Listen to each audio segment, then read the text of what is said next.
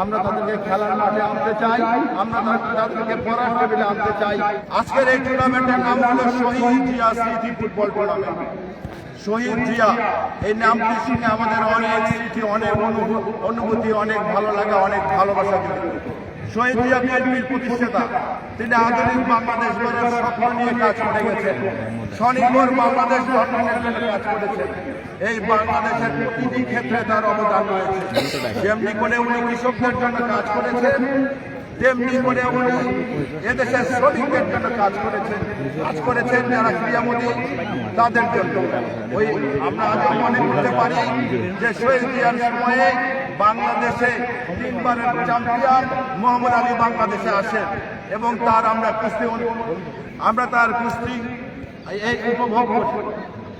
শহীদ জিয়া যেমন করে এই দেশে বিভিন্ন ক্ষেত্রে পৃষ্ঠপোষকতা প্রদান করেছে, তেমনি করে উনি খেলাধুলার প্রতি তার অনেক পৃষ্ঠপোষকতা ছিল। তার এই ধারাবাহিকতায় আমাদের নেত্রী দেশের বেগম খালেদা জিয়ার সময়ে বাংলাদেশের বিভিন্ন ক্রিয়ায় বিএনপির পৃষ্ঠপোষকতা ছিল। আমরা সেটাই ধারণ করি। আগামীর বাংলাদেশ গঠনের জন্য আমাদের নেতা তারেক রহমান সাহেব যে কর্মসূচি 31 দফা কর্মসূচি ঘোষণা করেছে, তাতে করে আমাদের যুব সমাজের বিভিন্ন রকম সামাজিক অপরাধ থেকে দূরে রাখার জন্য তাদেরকে শিক্ষামুখী এবং তাদের প্রয়োজনীয় শিক্ষা গ্রহণ সহ এবং খেলাধুলা ইত্যাদিতে মনোনিবেশ করার জন্য এখানে এই 31 দফার মধ্যে কর্মসূচি ঘোষণা করা আছে। কালার এক্সপার্ট, জর্জ স্যাপ এবং মাইল্ড অন হ্যান্ডস টেকনোলজি সমৃদ্ধ অরিক্স ক্রিস্টাল ওয়াশ আপনার লন্ড্রি এক্সপার্ট।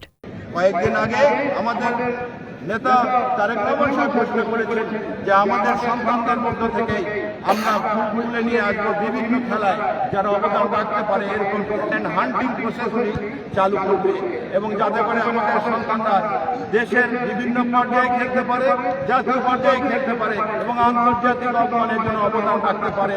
দেশ সেই পৃষ্ঠপোষকতা বিএনপি যদি ক্ষমতায় আসে প্রদান করবে ইনশাআল্লাহ।